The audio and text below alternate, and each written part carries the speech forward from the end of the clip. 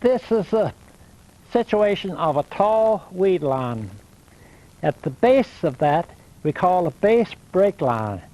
The base break line of a tall weed line. The reason that this is important to you and I is the fact that when the fish are in the sanctuary depths and they move pretty good, they're going to move to this base break line right there. That'll be the first contact point. That'll be the first stop. And in many cases, that's as far as they go. They will not penetrate the weeds, but will move along this base break line. This base break line can be quite long. It could go along the shoreline for a mile maybe. So the fish can make contact at this point and then move along that base break line. Another difficulty that you and I are faced with the fact that this base break line, as it moves along the shoreline, may be crooked. And this may present problems and keep you in a lure in position, keep yourself out of trouble. And so what we must know is how to work this base break line and stay out of trouble.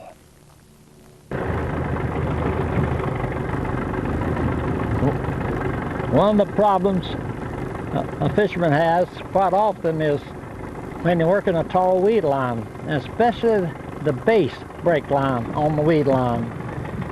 He also will have problems with when he's working the base break line on the channel. And if the base break line is crooked, then he really has problems. He hardly ever can keep his lure in position. He can use his depth sounder, and he may do some type of following the weed line or the base break line, but most likely his lure is going to be out of position most of the time. The only way that I know that you can really keep the lure in position the major part of the time is by the use of markers. You should use markers to show you where the weed line is. It should show you all the crooks and all the turns, and especially all the fingers that stick out on the weed line.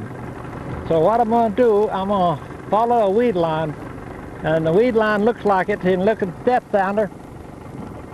It looks like it's right around 13 to 14 feet. That's the base break line. According to the depth sounder, it's going to be just around 13, 14 feet. Looks like to me.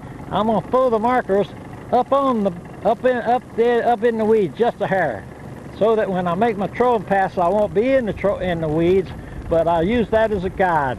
As soon as I get my markers thrown, I will no longer use. I may glance at the depth sounder, but then I'm going to use the markers that I throw, the floating markers, plus line sights. You'll see me making line sights all the time so that I know exactly where I am. So I'm going to swing around here and pick up that at about 13 feet and throw a marker.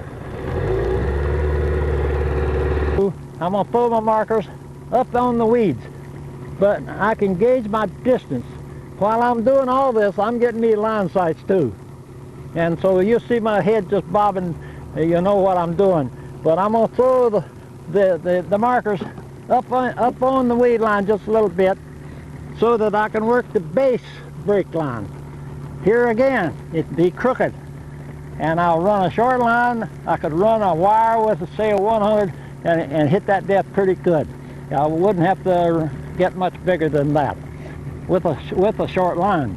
But I'm still going to use wire, because even the base break line, if I ran other lures on just a mono, I'd have to run too long a line if the break line is crooked.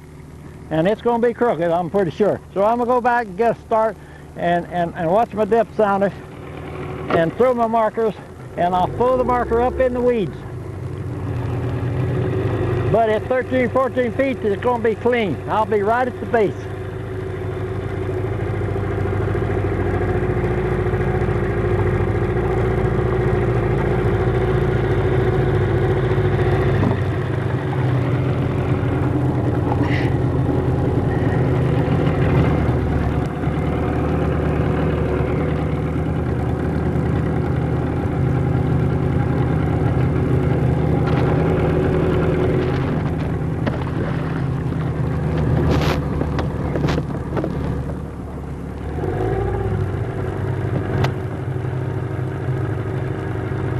Going fairly straight here.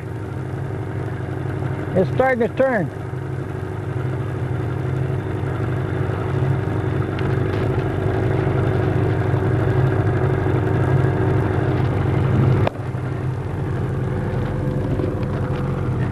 It's still turning a little bit.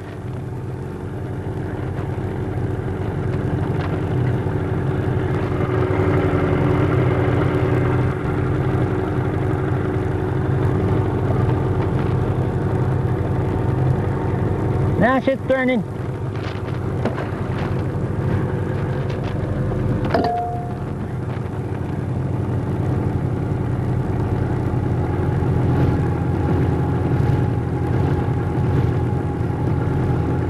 Pretty well straight here.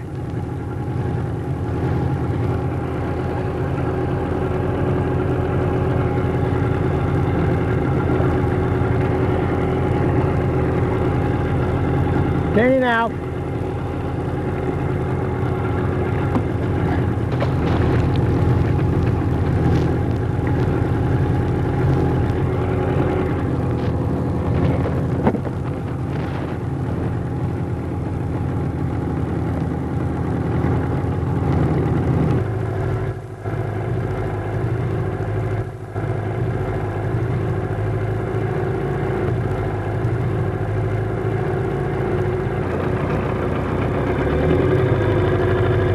That shows to me very good. I'm gonna take wire and then I'm gonna go to a 100.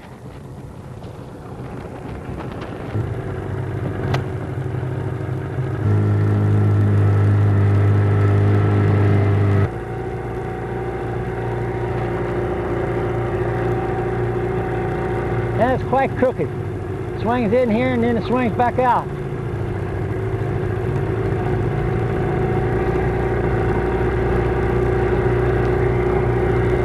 I got my line sights. I'm going to use my markers as a guide. I glanced at my depth down there to be sure, just to double check.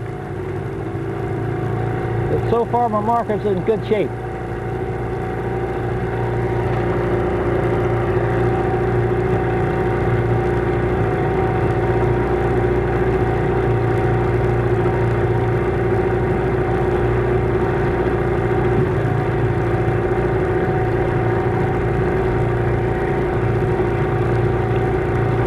She swings in here quite far.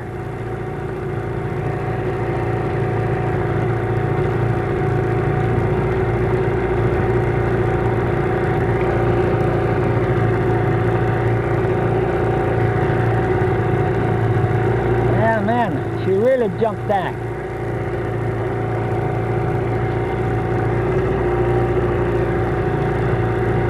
I have to have good line sights here next time I come. So I'm picking up the one with that marker.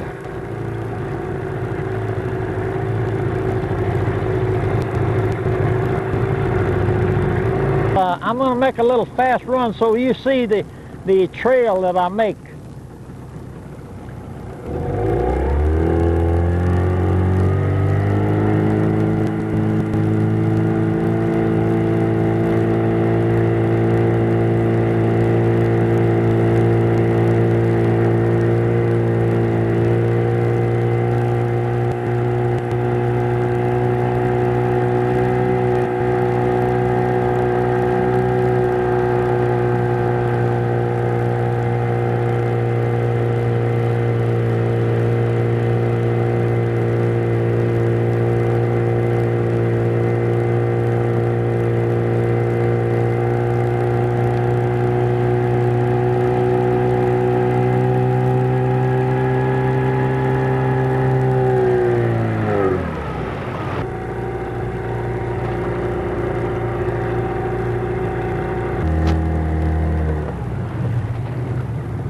If you do it that way and watch your line length and type of wire and the size lure you have, and you will stay out of trouble, especially on a deep weed line.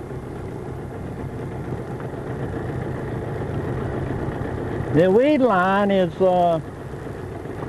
It may be the toughest one. You may have to use a little bit. If it's crooked, you may have to use a few more markers. A lot of times when I'm running a weed line, or a base weed line, or even a shallow weed line, I will say break line. It's just a habit with me because it is a break line. But in this case, this is a deep weed line. A base break line on a tall weed line.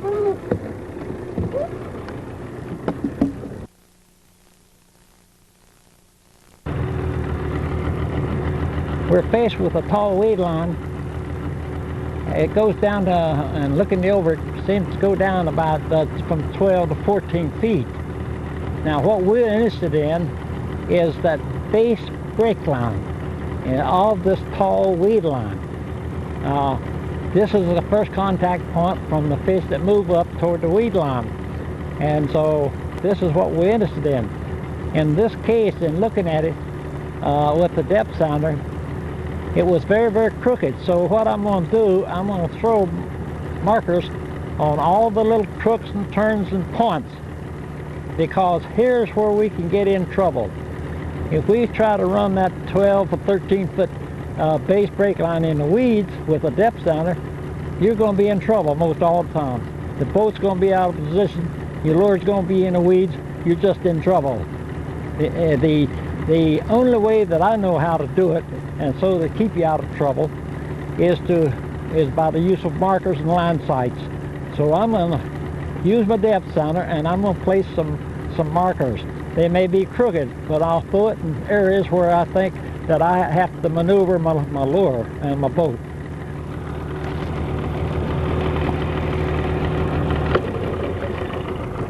I will be using my depth sounder to place my markers. At the same time, I'm going to be taking line sights too.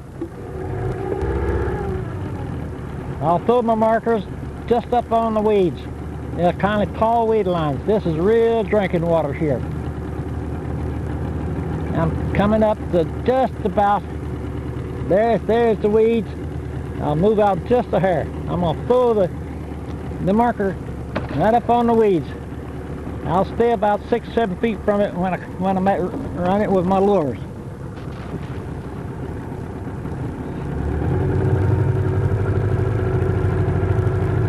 Came in just a little bit here.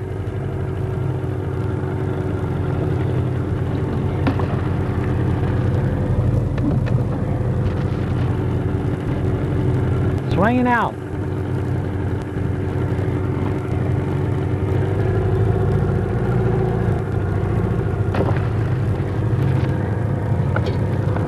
Now swinging back in. Swinging in pretty far here. Yeah.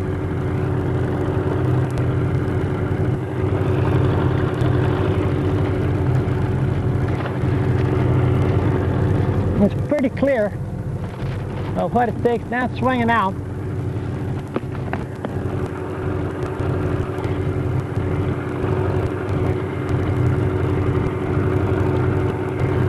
There you are.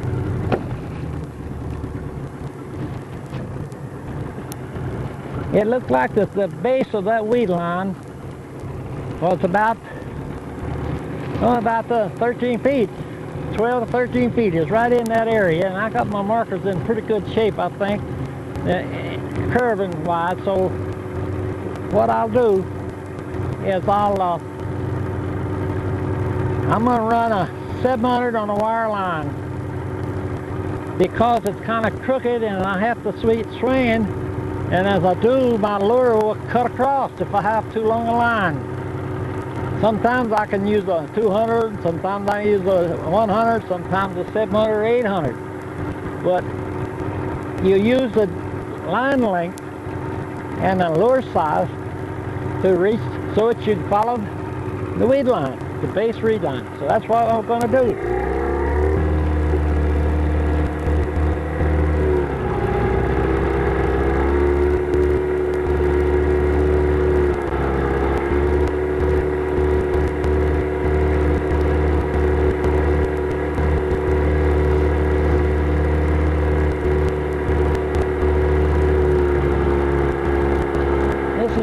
good because I haven't gotten, I touched that base. It's pretty clean down there, but I haven't hit the weeds yet. I might have a little problem right here where it turns.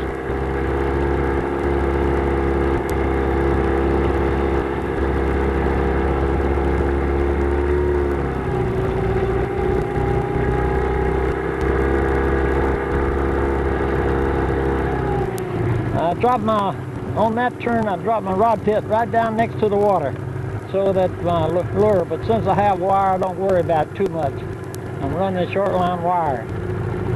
I'm gonna make another pass back.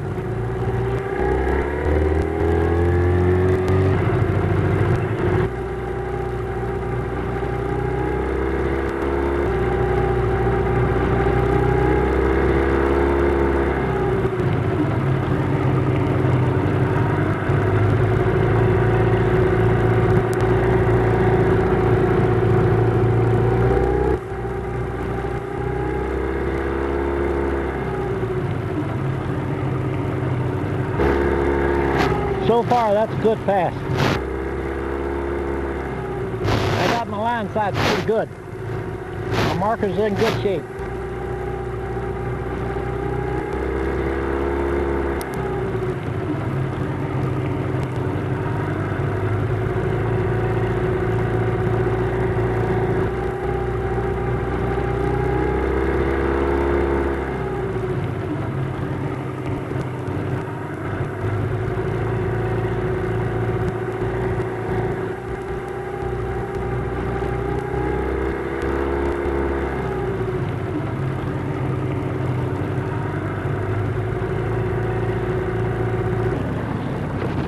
By doing it that way, you can keep yourself out of trouble and you'll catch a lot of fish, especially when you're running a weed line that has a wash in it or has a feeder cut in it. Then you're really in business. But you never know about those break lines.